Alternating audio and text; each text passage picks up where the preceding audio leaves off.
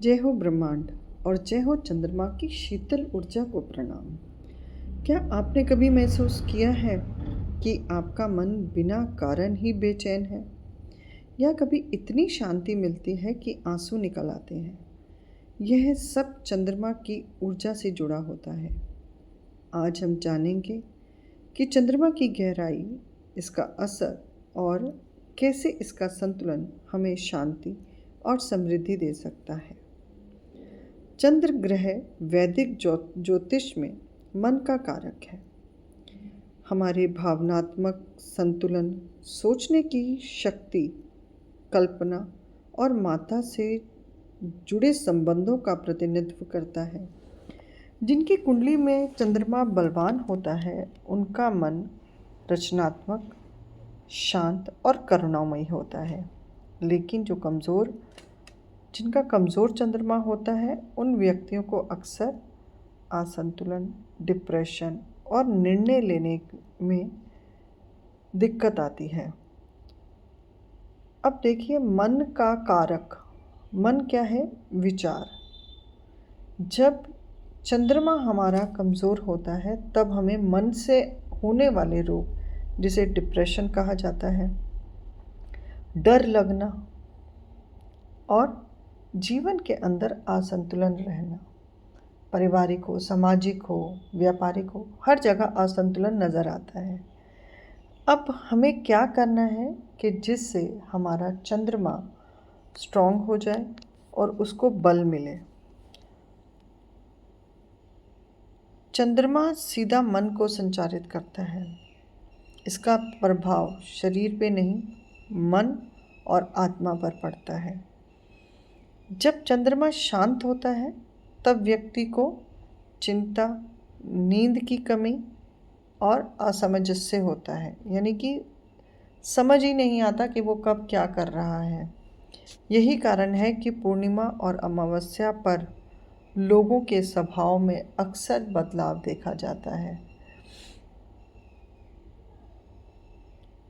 चंद्र ध्यान, moon meditation. अब चंद्रमा पर ध्यान हम कैसे लगाएं? तो हम रात को चंद्रमा, जब पूर्णमासी का दिन, जब फुल मून होता है, उन दिनों में चंद्रमा आकाश में पूर्ण अपनी रोशनी में होता है। तब आप उसकी रोशनी में बैठकर धीरे धीरे सांस लेते हुए ओम चंद्राय नमः का जाप कर सकते हैं। सिर्फ इस जाप को आप 5 मिनट भी करते हैं तो धीरे धीरे आपके जीवन के अंदर चंद्रमा का प्रभाव आपको देखने को मिलेगा।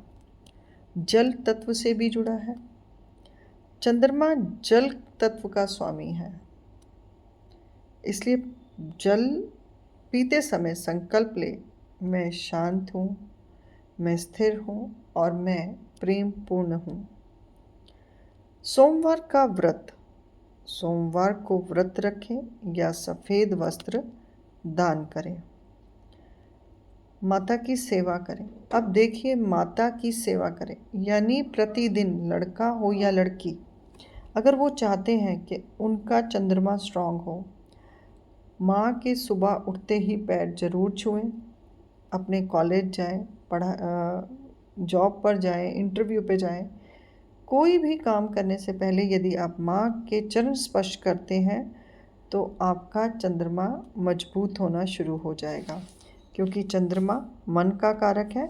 और जैसे कल आपको बताया था कि सूर्य पिता के कारक हैं। देखिए, माता और पिता को दोनों रूपों में चंद्र और सूर्य प्रेजेंट कर रहे हैं। संतुलित चंद्रमा, जिस व्यक्ति का संतुलित चंद्रमा होगा, वह व्यक्ति निर्णय लेने में स्पष्ट होता है। उसे कहाँ, कब और कैसे निर्णय लेना है वो बड़ा स्पष्ट होता है। उसकी मन और आत्मा उसको सही दिशा में सही निर्णय लेने पर प्रेरित करती हैं।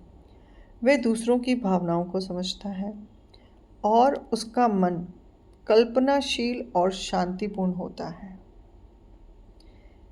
इससे रिश्तों में मिठास आती है और जीवन में स्थायित्व आता है, यानी कि जीवन के अंदर एक स्थिरता बनी रहती है।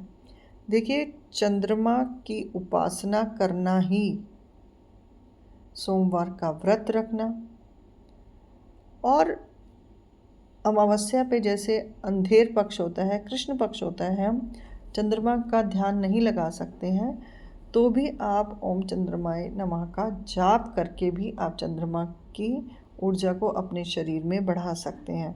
और आपको मैं ये भी बता दूं, आपका जो लेफ्ट हैंड होता है वो चंद्रमा ही है, राइट हैंड आपका सूर्य है।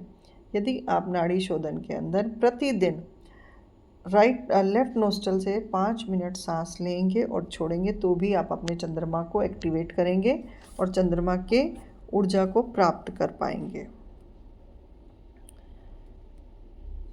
चंद्रमा हमें सिखाता है शांत रहो। देखिए, जब चांद आसमान में होता है और गहराई से रात धीरे धीरे बढ़ती है तो कितनी शांति और एक सन्नाटा सा होता है। तो चंद्रमा का भी यही अनुभव है, और शायद रात भी इसीलिए बनाई गई कि हम एक सुकून से सोएं, सुकून में जिएं। और चंद्रमा हमें यही सिखाता है कि आप शांत रहें और फिर भी प्रभावशाली बनो। शांत यानी कि मन आत्मा शांत, और अपना प्रभाव यानी कि आपकी जो क्वालिटीज़ हैं उसके अंदर आप प्रभावशाली रहें। जैसे वो अंधेरे में भी प्रकाश देता है, वैसे ही आप भी जीवन में भावनात्मक रोशनी फैलाइए। जय हो ब्रह्मांड, जय हो चंद्रमा की ऊर्जा। अगर ये आपको वीडियो अच्छा लगा हो तो इसे साझा ज़रूर करें। कमेंट में ज़रूर लिखें, मैं चंद्रमा की शक्ति से जुड़ रहा हूँ या जुड़ रही हूँ।